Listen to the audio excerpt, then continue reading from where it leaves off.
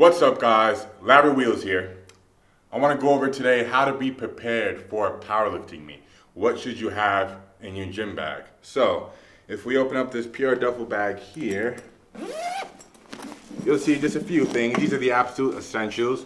You have a pair of knee sleeves, a belt, and a pair of wrist wraps. So, I compete in sleeves only, so you won't see any knee wraps in my bag. But if you're competing in the division that allows knee wraps, of course you want to put some knee wraps in your bag. And I'd recommend having 2 of everything. That means 2 belts, sleeves, wraps, wrist wraps, because if one goes missing, no worries, you have another one in the bag. So you're over prepared.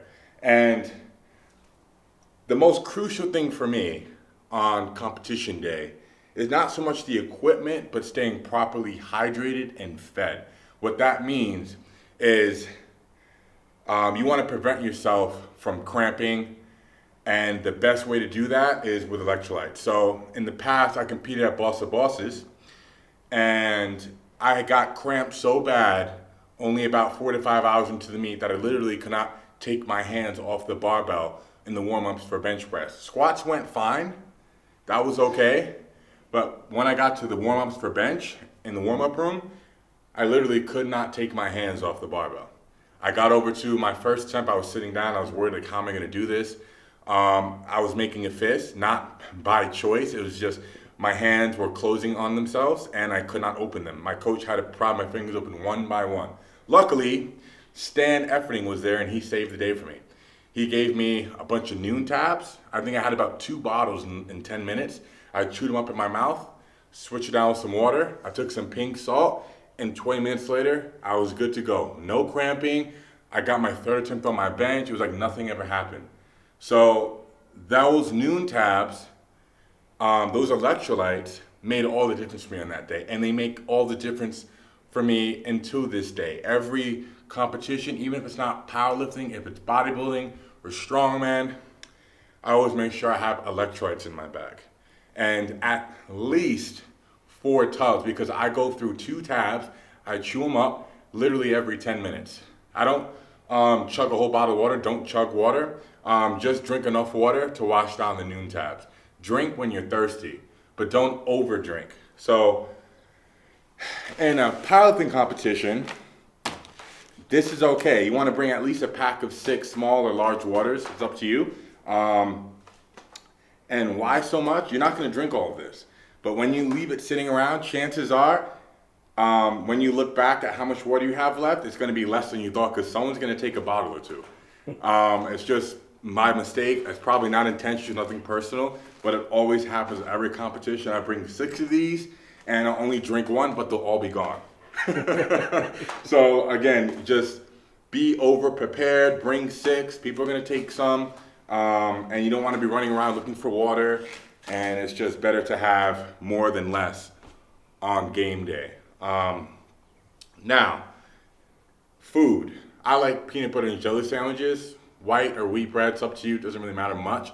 Just simple carbs is what's really important, and stuff that you can digest easily. So in the past, I've also done just plain white rice with salt and ground beef. That works just as good.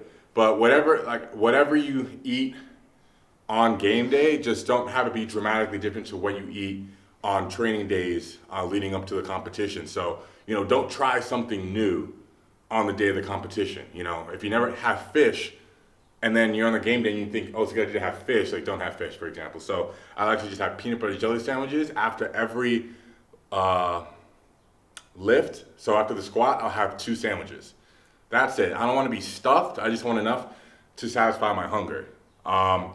After bench, 2 more. After deadlifts, you can have whatever you want. So I'm only having really about 4 sandwiches. What I'm mostly putting into my belly is water and electrolytes. Salt is a really big part. So pink salt, the one that you grind up, just put it on your sandwich. It will only help with cramping and helping you feel your most powerful.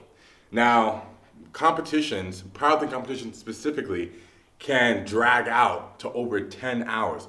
The one I just did at Arnold in Columbus, Ohio, lasted about 12 hours. I was there from 7 a.m. I didn't leave until 8 p.m. I was done lifting at about 6 or 7, so it was about like 10 to 12 hours of lifting. It was very challenging to stay alert, focused, keep your energy up. That's another really big part as well, because the squats, maybe you're worried about hitting death, but the real concern is keeping your energy peaked for the bench and the deadlift, because you don't want to be tired out and have no energy left for the bench and deadlift, because that's what makes up your big total. If you're only doing a single lift meet, if you're bench, deadlift, or squat only specialist, it's not for you. But if you're doing a full meet, you're doing all 3 lifts, it's crucial that you monitor how much caffeine you're taking. Don't take any crazy drugs that you haven't tried before. I would not recommend that, because at powerlifting meets, everyone's very helpful and they want to make you, there's a lot of camaraderie going on, and everyone wants to see you do your best, at least in my experience. So people will offer you things that you may have never heard before. It happened to me. And I would not recommend taking anything that you have not tried before. But what I would recommend, what's safe, caffeine. I wouldn't take over a gram throughout the course of the day, but just pop a caffeine tab when you feel like you need it. All right, guys, next up on what's important is footwear. Unfortunately for me, I have to wear shoes when I squat and deadlift. You know me from my videos on Instagram and YouTube that I love lifting barefoot. I just feel more connected to the ground and more centered. But you don't want to take a chance. Some feds allow barefoot lifting, some don't. My coach always recommends that you bring a pair of shoes. So I'd recommend, if you're used to training barefoot or in flat shoes, just bring a pair of Chuck Taylors. They have a very hard sole and they're a bit flexible.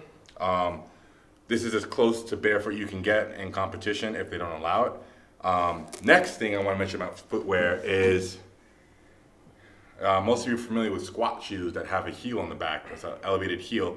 Now, if you've been training with them, great, bring them to the competition, squat in them. If you have not been training in them, do not think it's a good idea to bring them on game day, and because it'll feel very different to squatting with a flat sole or barefoot. So just stick to what you've been doing for your prep. Don't change the footwear that you had in training for game day. Just keep it the same. If it was barefoot and flat sole, do the same thing on game day. Bring a pair of Chuck Taylors with a flat sole, you'll be good to go. Next up, singlet. I recommend bringing 2 singlets.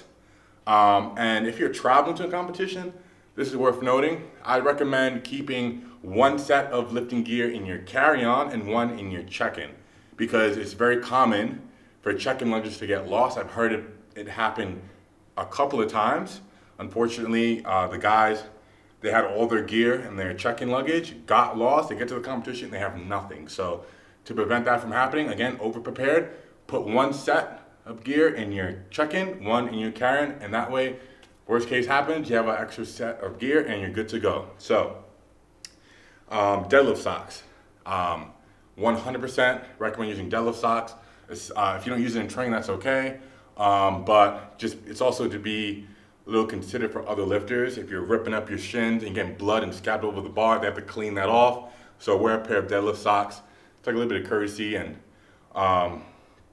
it'll create a slightly smoother bar path, rubbing against, having the bar travel against some cotton instead of your bloody shins. So next up will be belt. Now,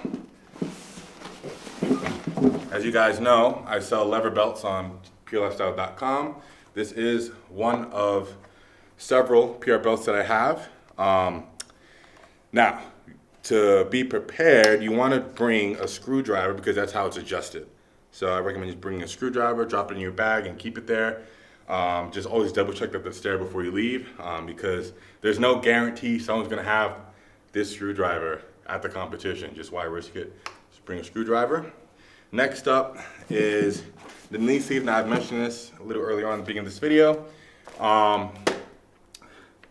You want to have a brand new pair on for the competition day, because knee sleeves, they get worn in very quickly, and the stiffer they are, the more support they'll add for your squat.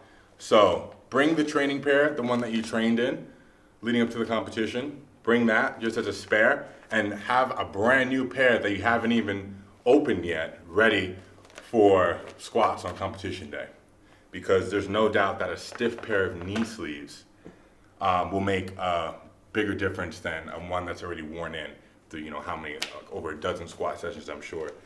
Well, who knows? Some of you guys keep on to one pair of sleeves for years. Think, shout out to Mark Boyd, he's had his elbow sleeves for how many years now? And they're quite worn in. They're like socks now. So, that about wraps it up for today's video about what to have in your gym bag for your competition. I hope this helps out. I sell just about everything that you would need for a game day on purelifestyle.com. Please check it out if you want to support Team Person Record and Larry Wheels. Check it out. Please like, subscribe, turn on post notifications, stay healthy, and I'll see you guys in the next vid.